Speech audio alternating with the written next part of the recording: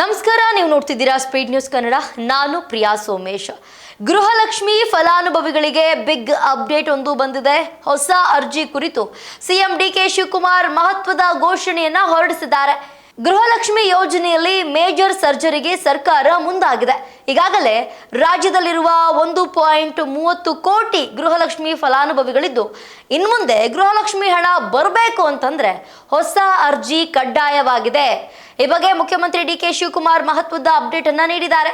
ಗೃಹಲಕ್ಷ್ಮಿ ಕರ್ನಾಟಕ ಸರ್ಕಾರದ ಗ್ಯಾರಂಟಿ ಯೋಜನೆಗಳಲ್ಲಿ ಪ್ರಮುಖ ಸ್ಕೀಮ್ ಆಗಿದ್ದು, ರಾಜ್ಯದ ಪ್ರತಿ ಕುಟುಂಬದ ಯಜಮಾನಿ ಮಹಿಳೆಗೆ ಮಾಸಿಕ 2,000 ರೂಪಾಯಿ ಆರ್ಥಿಕ ನೆರವು ನೀಡುವ ಮಹತ್ವಾಕಾಂಕ್ಷೆಯ ಯೋಜನೆಯಾಗಿದೆ.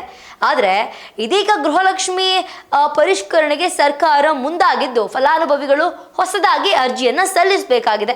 ಈಗ ಇಷ್ಟು ದಿನ ಏನು ಅರ್ಜಿಯನ್ನು ಸಲ್ಲಿಸಿ ಇಷ್ಟು ದಿನ ದುಡ್ಡು ತಗೊಂತಿದ್ರು, ಇನ್ನು ಮುಂದೆ ಅದು ನಡೆಯಲ್ಲ. ಈಗ ಹೊಸ ಅರ್ಜಿಯನ್ನು ಸಲ್ಲಿಸಬೇಕಾಗಿದೆ.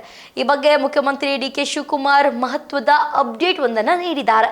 ಗೃಹಲಕ್ಷ್ಮಿ ಯೋಜನೆಯ ಫಲಾನುಭವಿಗಳ ಅರ್ಜಿಗಳನ್ನು ಸೇವಾ ಸಿಂಧು ಪೋರ್ಟಲ್ ಮತ್ತು ಮನೆ ಮನೆ ಸಮೀಕ್ಷೆ ಮೂಲಕ ಪರಿಶೀಲಿಸುವ ಪ್ರಕ್ರಿಯೆ ಶೀಘ್ರವೇ ಆರಂಭವಾಗಲಿದೆ ಅಂತ ಮುಖ್ಯಮಂತ್ರಿ ಡಿಕೆ ಶಿವಕುಮಾರ್ ತಿಳಿಸಿದ್ದಾರೆ. ಮರುಪರಿಶೀಲನೆ ಹಂತದಲ್ಲಿ ಫಲಾನುಭವಿಗಳ ಬಯೋಮೆಟ್ರಿಕ್ ಮತ್ತು ಮುಖ ಚಹರೆ ದೃಢೀಕರಣ ಪಡೆಯಲು ಅವಕಾಶವನ್ನು ಕಲ್ಪಿಸಲಾಗಿದೆ.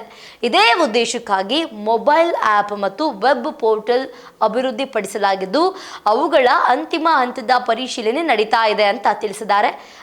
ಒಂದಷ್ಟು ಕಡೆಗಳಲ್ಲಿ ವರದಿ ಕೂಡ ಆಗಿದೆ. ಈ ಒಂದು ಯೋಜನೆಯಡಿ ಒಟ್ಟು 1.24 ಕೋಟಿ ಫಲಾನುಭವಿಗಳು ನೋಂದಾಯಿಸಿಕೊಂಡಿದ್ದು, ಈ ಪೈಕಿ ಅರ್ಹ ಫಲಾನುಭವಿಗಳ ಖಾತೆಗೆ 32 ಕಂತುಗಳಲ್ಲಿ ತಲಾ 2,000ದಂತೆ ಒಟ್ಟು 76,951 ಕೋಟಿ ಜಮೆ ಮಾಡಲಾಗಿದೆ.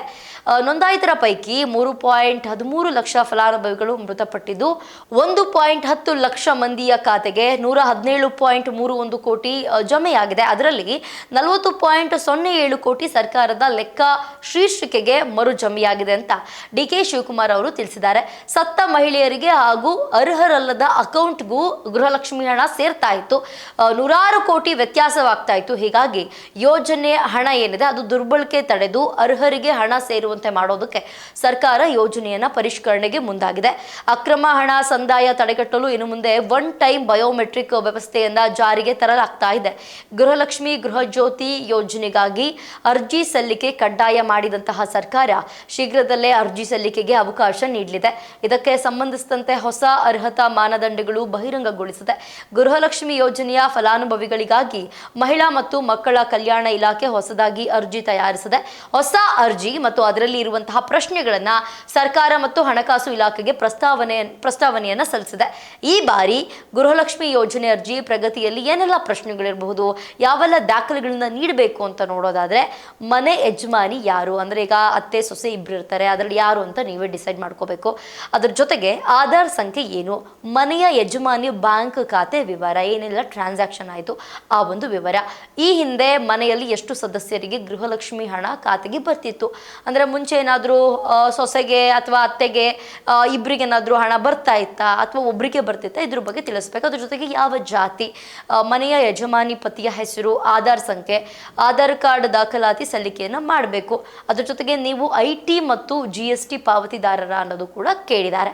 ಗ್ಯಾರಂಟಿ ಯೋಜನೆಗಳ ಹೊಸ ಅರ್ಜಿ ಸಲ್ಲಿಕೆಗೆ ಸರ್ಕಾರ ಶೀಘ್ರದಲ್ಲೇ ಆದೇಶವನ್ನು ಹೊರಡಿಸಲಿದ್ದು, ಬೆಂಗಳೂರು 1, ಕರ್ನಾಟಕ 1, ಗ್ರಾಮ 1 ಮತ್ತು ಆಫ್ಲೈನ್ ಅಲ್ಲೂ ಕೂಡ ಅರ್ಜಿ ಸಲ್ಲಿಕೆಗೆ ಅವಕಾಶ ನೀಡುವ ಸಾಧ್ಯತೆ ಕೂಡ ಇದೆ. ಇದಾಗಿತ್ತು ಇವತ್ತಿನ ವಿಶೇಷ. ನೋಡ್ತಾ ಇರಿ ಸ್ಪೀಡ್ ನ್ಯೂಸ್ ಕನ್ನಡ, ಸುದ್ದಿ ನಿಮ್ಮದು, ವೇಗ ನಮ್ಮದು.